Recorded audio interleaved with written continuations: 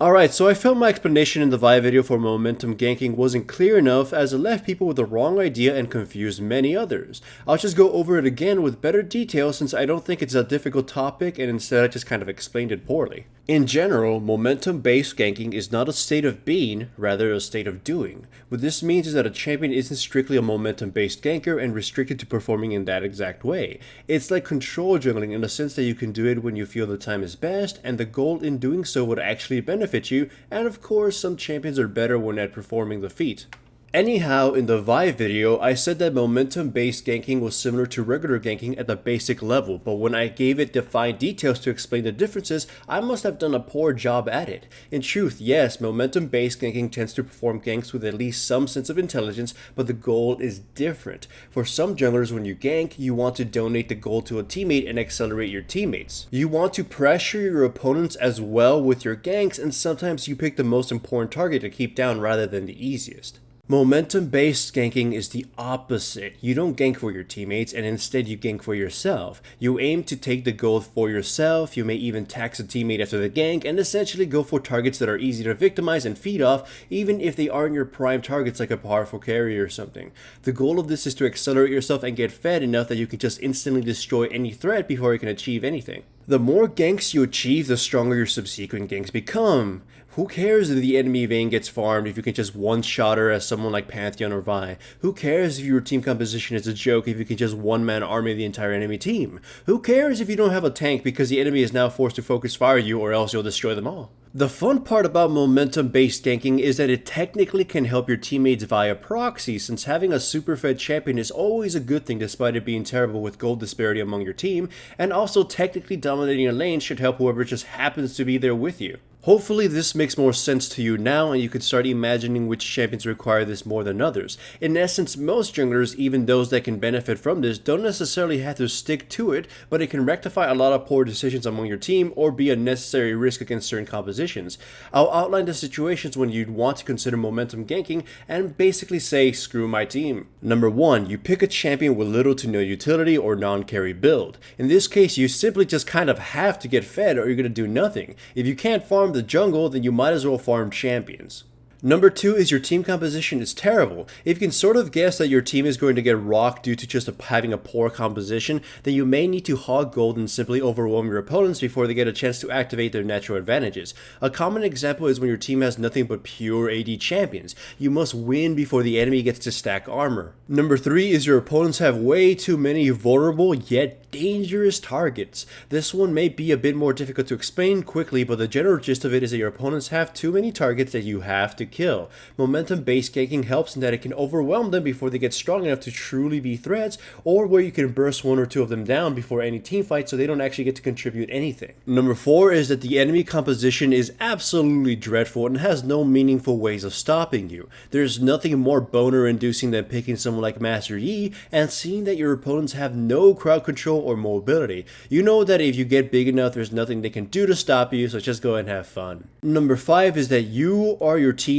few or only potential for damage. If your team picked a utility heavy composition, then you may need a hog gold in order to become an actual threat, or else you may find yourself with a lack of actual damage in team fights. And number 6, this next one is iffy, but it's a true one. If you know your teammates are weak or they immediately do badly in the early game, then you sort of just have to cut them loose. In this case, your entire goal becomes to hog all the gold and become the team savior. It is rare, but it can happen where you have to carry your team because they suck.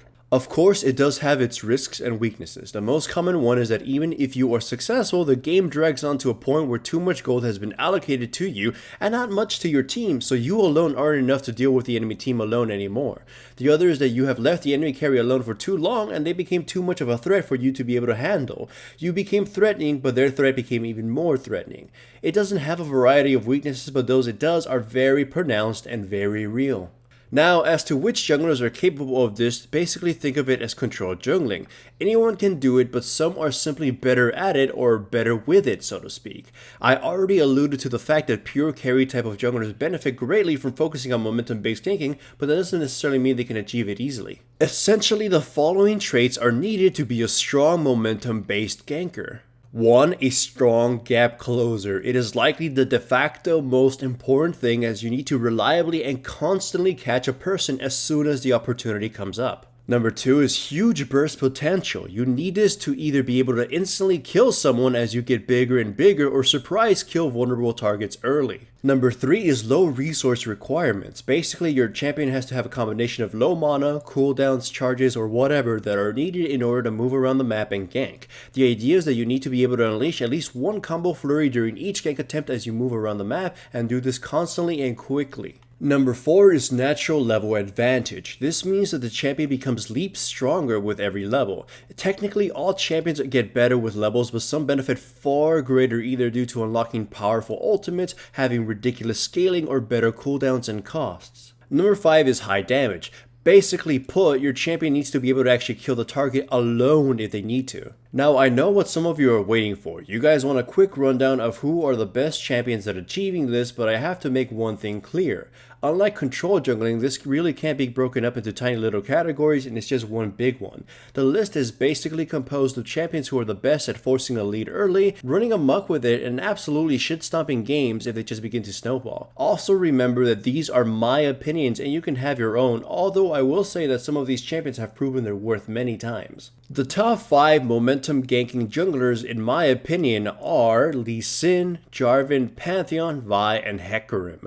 An honorable mention goes to Shaco since he just kind of relies too much on your opponents being careless than anything else, but he can shit-stop a game if he just gets fed. For a quick rundown on each of them, Lee Sin is insanely mobile and can assassinate most targets early on with ease. It gets devious when you consider the fact that Lee Sin can combine this with control jungling at the same time. His limitations are of course his level of intensity, and he has more significant drop-off than a lot of other champions. Jarvan can have the potential to deal a ton of damage if used and built correctly, and he can snowball out of control thanks to his insane initiation burst combos. He can pierce through entire teams to dunk his intended target and can often survive long enough to escape or do it again.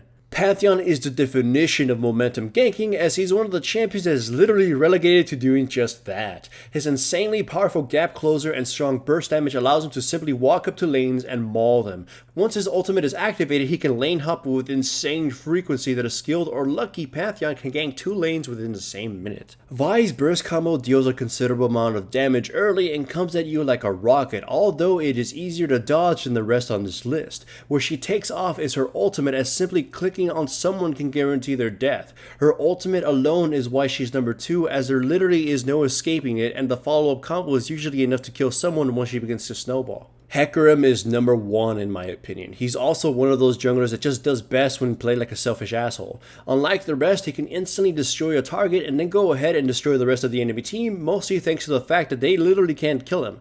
Hecarim snowballs with either just levels or items, and momentum ganking enables him to get both, so snowballing Hecarim can sometimes be GG on its own. Literally just pick Hecarim and wreck people if you can. Either way, I hope this clears things up. This is not a new ganking method. If not, it is just putting a name to something I've done in the past in videos and people have done either on purpose or by accident. This channel is supported by my sponsors, Crunchyroll and Loot Crate. Check out the description below for links to the websites. Signing up for any trials, including Crunchyroll's free anime trial, greatly supports my channel. Also remember to give the video a like to support the channel and subscribe if you haven't yet. I've also made a Patreon now, and if you wish to support me through that medium, then I welcome it.